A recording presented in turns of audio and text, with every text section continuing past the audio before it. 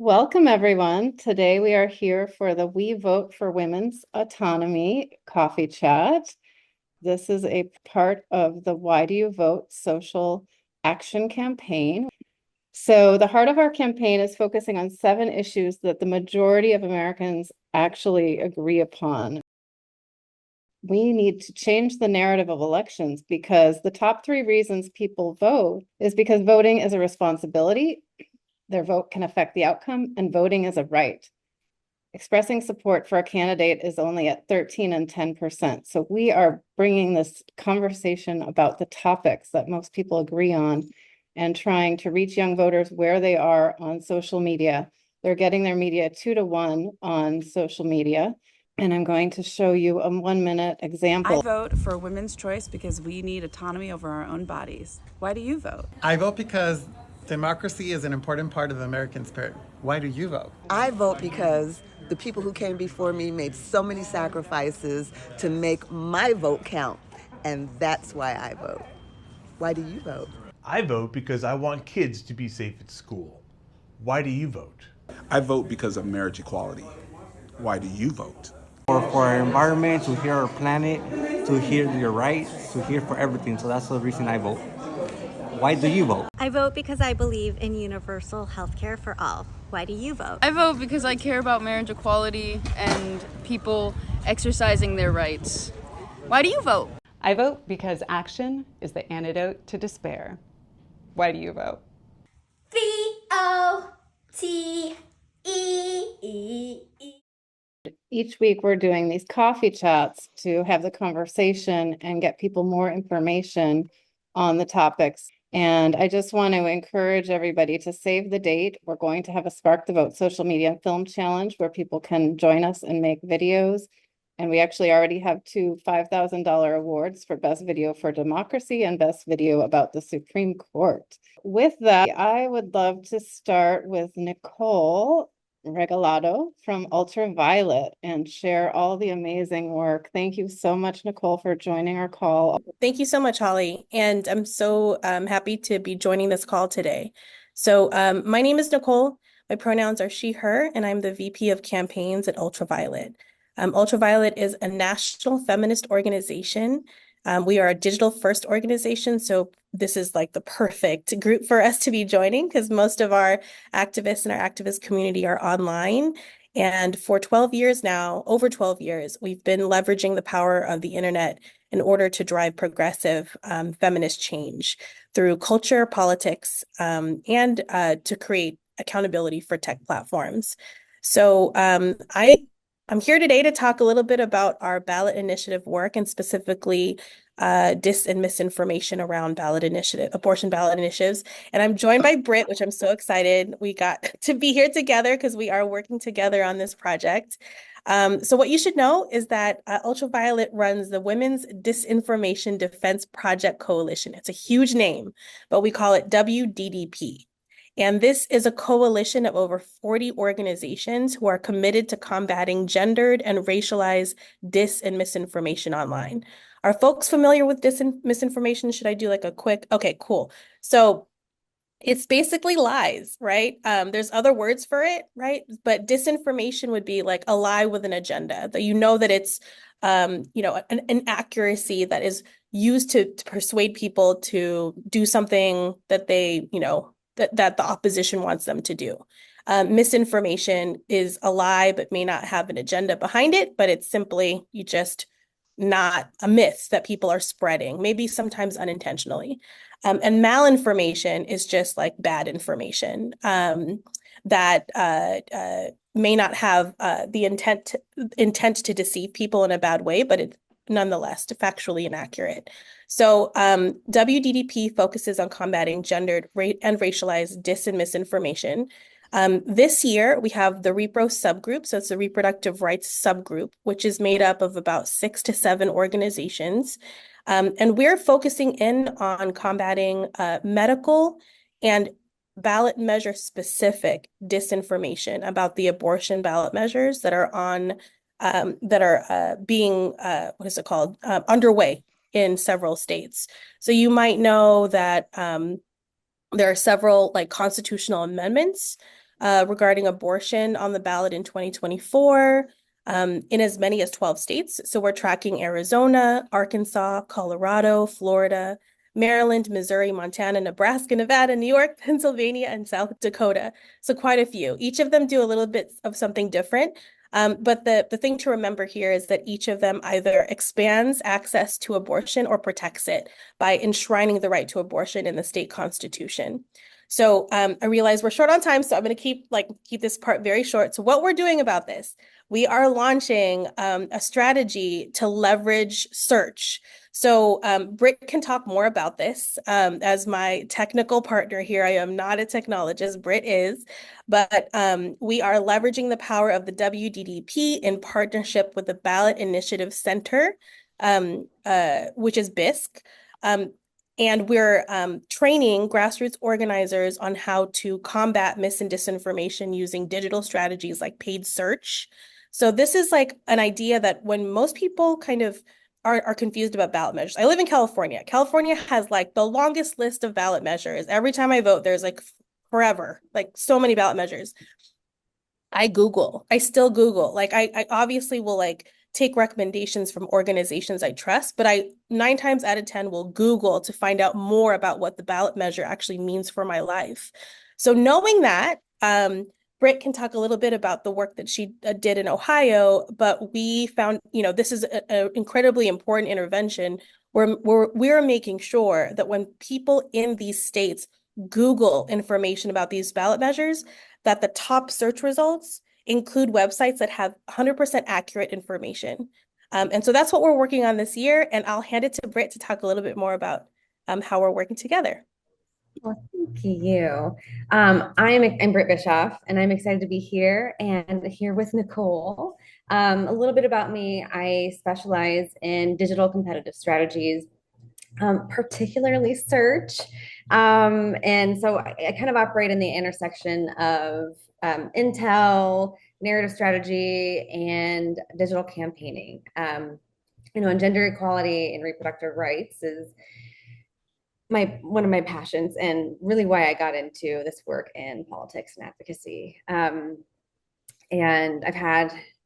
I've been fortunate enough to work with some really amazing organizations in campaigns to advocate for women in every choice that women can make. And this year, it's very evident that there's a lot of extremism happening with targeting literally every decision that a woman can make. As Nicole said, last year, I led the counter disinformation strategy for Ohio's Issue 1 campaign. And that was the ballot initiative that secured reproductive freedom in the Ohio Constitution. So I would love to talk about that and what practical tips on how you can help this year. I will be dropping a link to the full extended case study in the chat. Overwhelmingly, most Americans support reproductive freedom and abortion. A pretty common tactic when the majority of the public supports a measure or a position such as abortion. A common authoritarian tactic is to control the information flow. So to sway sort of the support for the measure itself rather than for the issue itself. Ohio Issue 1 really showed us that it was a campaign that was very marked by intense disinformation. There were moments where we didn't think that it would actually happen, that we could actually get this passed because of all of the multifaceted efforts, just with the hurdles that were put in the way to get this initiative passed. So it was a victory that came despite significant challenges. It was marked by significant strategic mis and disinformation. This included anti-abortion groups and elected officials. There was a particular post on a state government website that we actually caught and reported and exposed to the public through the AP News. This was on the Ohio Senate website. And through a concerted effort with volunteers involved, we were able to get it removed from Google completely. And it eliminated the exposure of nearly 500,000 future exposures to that disinformation. So search was incredibly effective. at not only spreading disinformation, that's why bad actors target it so well, because that's where people are going to look for information that they are learning about, something new. We intercepted nearly 1 million searches to find more information, just to untangle really like what the confusion is. You know, do I vote yes or no on this issue? Do I, which choice is pro-choice? I mean, there are a lot of lies of offline and online surrounding this ballot initiative. And there's also very strategic, concerted efforts, again, offline, that really only compounded the naturally confusing environment of ballot initiatives, right? There was also modification of the ballot language itself. And then there were concerted campaigns that were intentionally confusing people and creating and spreading that misinformation. So it was those searches that we were really targeting, making sure that people who are exposed to these lies, the disinformation, and that were really looking for factual information to make an informed choice, that they could find the actual information, and it was clear as day. And with this campaign, we intercepted almost 1 million searches, but the click-through rate is something that really stood out to us because it was unprecedented. 26% was the average click-through rate. I don't know if anybody here is familiar with digital marketing metrics, but our industry average is about 4%. And it's engagement in a particular piece of content that really is important, because that's what helps to steer people out of echo chambers. So that's what we were doing. And we did it through very effective ads and through content and sharing stories and delivering fact-based answers to drive people directly to information that they needed to actually make an informed decision. So we all live our lives across many screens and different platforms, and they all inform how we approach or how we learn about something. But the role of search, 82% of people trust what they see in the top search results. So when you go to Google and you look, most people don't think twice about what they see there, because they believe that Google's filters and that Google's, it has been, up until lately with AI overviews, it's a whole other ballgame that we don't have time to get into, but there's, people trust what they see there because Google has always delivered quality results for them in the past. And you know, a lot of people don't bat an eye. They believe what they see there. So when you see something like, let's say in the AI overviews, if any of you are familiar, now that we're seeing some of these summaries there, and then the featured snippets where there's a description, those are the places where the disinformation was displayed. And unfortunately, those specific positions have an incredibly persuasive impact. Studies have shown that there is the ability to alter beliefs based on what is there. So if somebody came to search looking for something about the ballot initiative, you know, wondering, they heard from a friend that it was too extreme, and then they see right there in the summary that my state senator is also saying it's extreme for all these different reasons. And there's multiple reasons there that would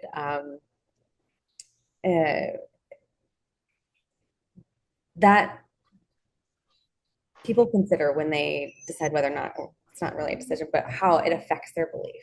Can I interrupt you for 1 second? Can you share examples of the misinformation and the messaging that they're sharing?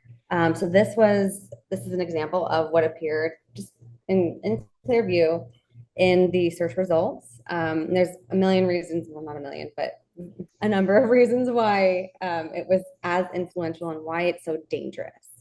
And these are all things that, you know, that go into what the algorithm considers to be authoritative. But this is the post, the dangerous post. There are multiple. So imagine this just across multiple different websites and different elected officials, and just a really confusing environment. So this was what we were able to remove. And oh my goodness, this isn't the updated version. I can find the results to show you. This is the impact that we had when we were working. I'm sorry, can I just interrupt just for a second, Britt? But because you left the screen, and it was like, whew, fire hose of information, and I didn't have an opportunity to really absorb what it was that you removed. We removed a post. So this post right here on Okay. just what it says, Ohio issue one ignores Ohio's already existing exceptions.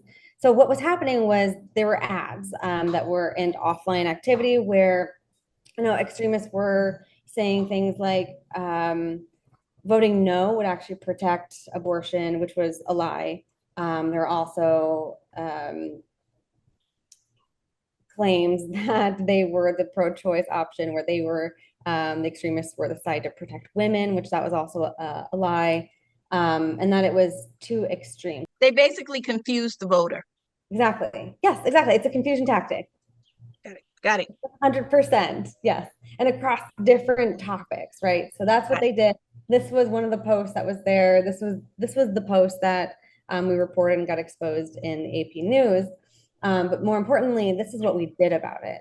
So we involved our volunteers. This was me trying to, remove it on my own. One person alone can't do much, especially when I'm not locally relevant to those search results. So we got our volunteers involved and we asked them, can you please help us Google the search and then report it, right? And I'd be happy to share those instructions with anybody who would be willing to also work with this. So the whole strategy was just to remove it from, those top searches. And then we were able, with the help of our volunteer team, to completely eliminate it from search. And we also had a strategy to help amplify positive content, to create content that served the need and the narrative, that answered questions specifically, and that promoted the stories of people on the ground of different perspectives, and filling the gaps in the narrative there as well. So our volunteers shared and uplifted that content on social, and then on non-social sources like Reddit, for example. And then also had the content takedown strategy. Thank you. And maybe Nicole wants to answer also, like the different misinformation campaigns. Like, I was shocked that they were even talking about birth control being dangerous when I heard you guys on another call. I Like, just can you dropped break in down for the us? definitions, and I can also post our Ultraviolet gives a presentation to folks on how to best practices for how to counter mis and disinformation that individuals can take. So I can share that after the call, but it includes the definition here, which helps kind of bring this home, I think. And then I can share a little bit about some examples that we're seeing this year. So That'd be great.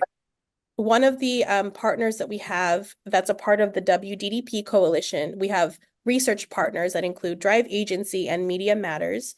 They do tracking and monitoring of disinformation narratives for us, and specifically around abortion. We have like a monthly report that we get about, or weekly report that we get about abortion specifically and reproductive rights issues. So what we're seeing is that the opposition in terms of the context of abortion ballot initiatives are starting to mirror some of our language. So we're seeing a lot of opposition accounts describe affirmative abortion ballot measures as extreme and radical. We're also seeing that this narrative around how these pro-abortion ballot measures would put women and children's health at risk, that they are deceptive and allow for abortion up until birth, that attempts to appeal to parents, but are less explicit than what we saw in 2023. Still, there's this theme of parental rights, that children would get, the procedure without their parents' consent, et cetera, et cetera. These are the kind of disinformation narratives that we're seeing right now. And then we're also seeing, to your point, a proliferation of narratives around the danger of contraception, of IVF, especially after the Alabama Supreme Court decision. So all of these kind of encompass the echo chamber that we're seeing that the right is trying to create. And it's kind of gives us a direction to point in terms of what our counter strategy would be. But I don't know, Britt, you've also done some monitoring. Do you have any other trends you want to share? No, you hit the nail on the head, but this election and this year, it's been very much focused on disinformation. And I think right now, as we're moving further into this election year, and in these trends that we're monitoring, they're all very similar patterns to what we faced last year in Ohio. So, I mean, the importance of securing our information integrity is really more important now than ever. And especially with the recent attacks on disinformation research and various measures that would protect the public from disinformation. This is also at a time when political content has been restricted on Facebook and Instagram. So it's sort of an all hands on deck year to protect our information ecosystems and, sharing our personal perspectives and to do what we can to shape the online narrative. Great. Thank you guys so much. I do want to share again. I'm just going to share the screen as well, so that people can see. We have resources here, the Ballot Initiative Strategy Center, Ultraviolet, and then the 5 ballot initiatives that are already on the ballot. Oh, shoot, there's a fire alarm here. So Colorado Initiative 89, Florida Amendment 4, Illinois Assisted Reproductive Health Referendum Act and Advisory, Maryland Right to Reproductive Freedom Initiative, and South Dakota Right to Abortion. And then the ones that are coming up, perhaps, Arizona, Arkansas, Missouri, Montana, Nebraska, New York, Nevada, Pennsylvania are possibly on the ballot. And since this also is a call to connect, for privacy, I'm not sharing this on the screen, but please enter your information there and stay connected so that you can get the information. But I'd like to open it up for everybody to share where they're from, so they can learn if this is, affects you in your state. I could say something about Illinois where I live. And fortunately in Illinois, abortion is readily available. There's no big movement to restrict it. It's a solid blue state. And I was just reading an article in the Chicago Tribune the other day that doctors are flocking to Illinois to learn how to perform abortion in states where it's more restrictive. I think this is an issue that will play nationally in the Biden versus Trump race, where Trump would be perceived as, allowing states to be very restrictive about abortion. Probably he would be federally inclined to be restrictive, although he's avoiding that now, so he doesn't give Biden too many votes. But anyway, the point is that the abortion issue honestly varies by the state. And there are certain blue states where women are coming for abortions and where doctors are being trained, and Illinois is one of them. Mm-hmm.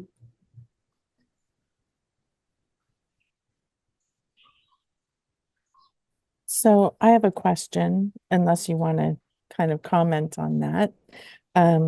It would be, I work with the Why Do You Vote campaign, and I think it would be great if we could get some actual informational videos to put in with our videos, giving people some, accurate information, but in a kind of engaging way. Oh yeah, that'd be really cool. I think so a lot of the work that I do is really in the research realm and just understanding not only online behavior and of various audiences and why they're searching what they're searching, how they're behaving and how they're behaving. After Roe v. Wade,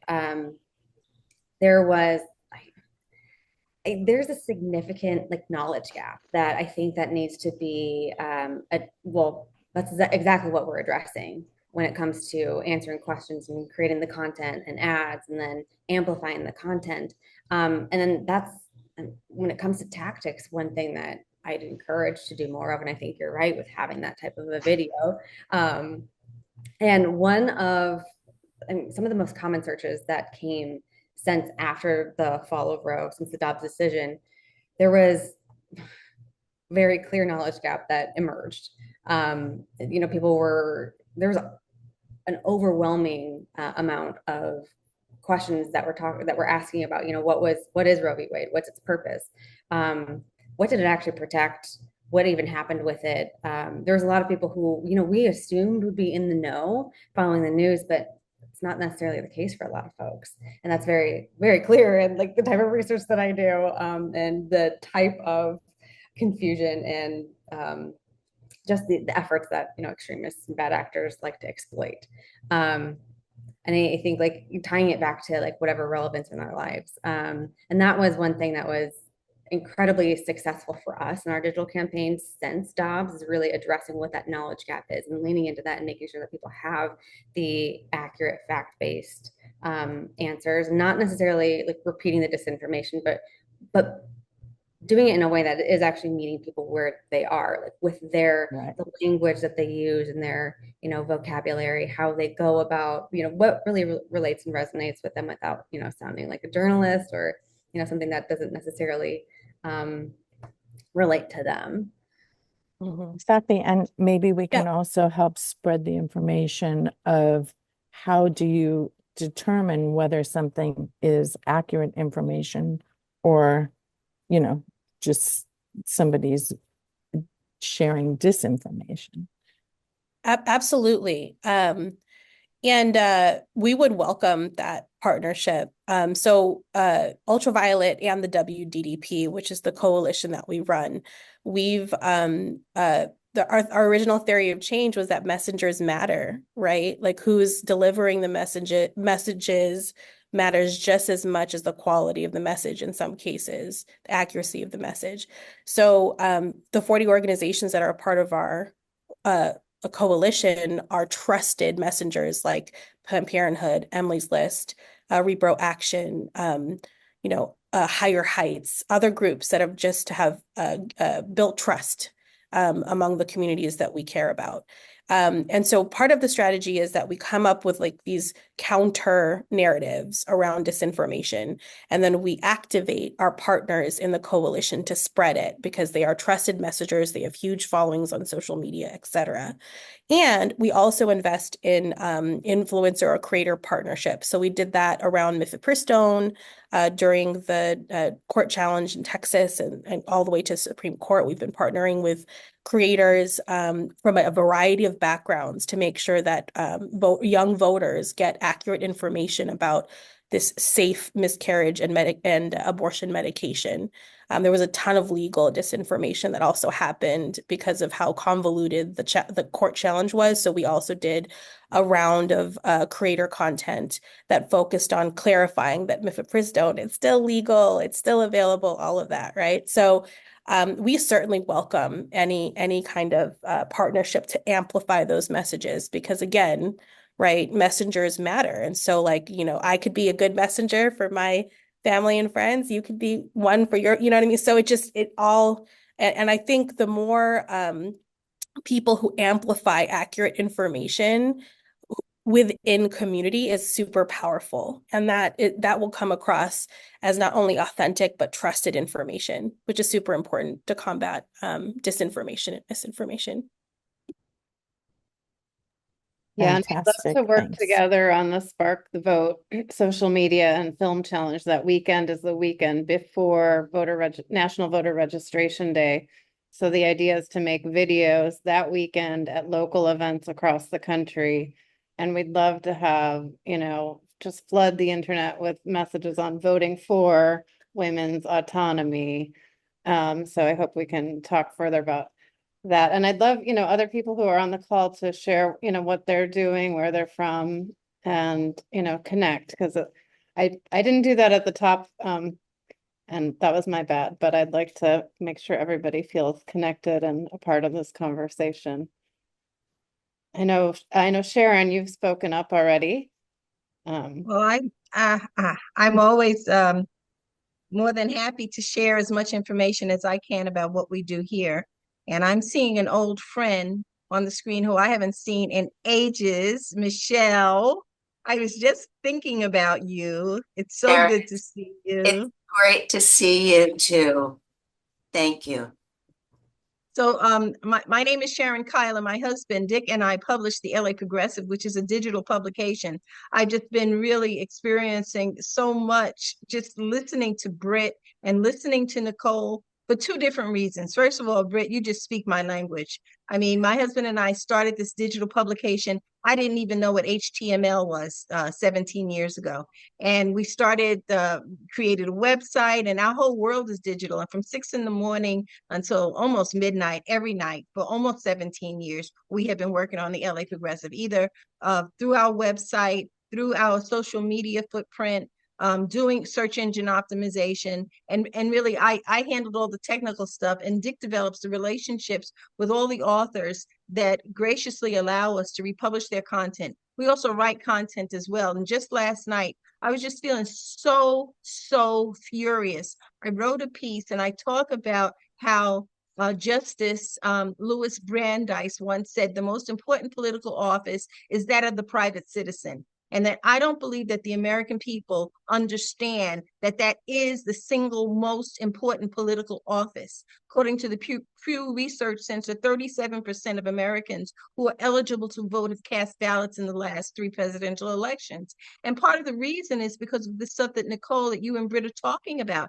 misinformation. Nicole, when I shook my head, I didn't mean I didn't know what misinformation was. I do know it. I had not heard of WDDP, and I'm so excited to find out about it, so excited to be a part of this. It's why we exist. We're just, LA Progressive exists. We want to connect. And I'm so happy that Holly invited us and invited me to be a part of this. We're also on the board of the ACLU. You know, the ACLU has been extremely instrumental in trying to look for state solutions to what happened with Dobbs.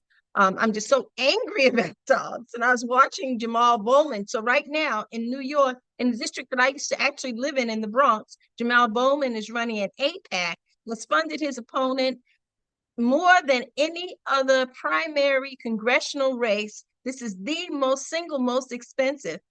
And what's happening with a woman's right to choose is happening on so many different fronts. You know, our power as Americans, as people who should hold the reins of democracy, is slowly being chipped away, partly because of disinformation. So thank you so much for what you do. And I look forward to working with you in whatever it is that, whatever reason that we're here on this call. Thanks so much.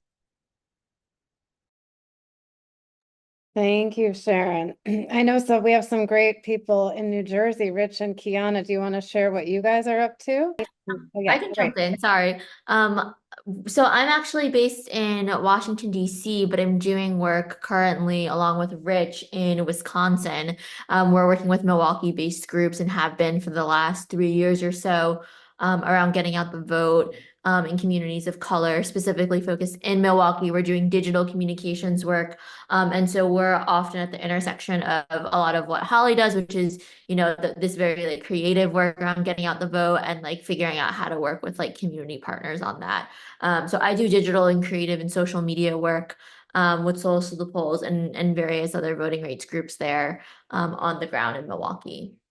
I really thank you guys. You're doing amazing work, and I hope we can really work together to get the message of voting for women's autonomy. It has been on the ballot 8 times and won all 8 times. And yesterday was the 2-year anniversary of Dobbs. So we've got a lot of work cut out to us, but the message, you know, it is winning, but we've got to work together and combat the misinformation and get people the best information for November and inspire young voters. They really care about this issue. So I really appreciate everyone taking the time to join us. Thank you. Thank you, Holly. Great to see you, Sharon.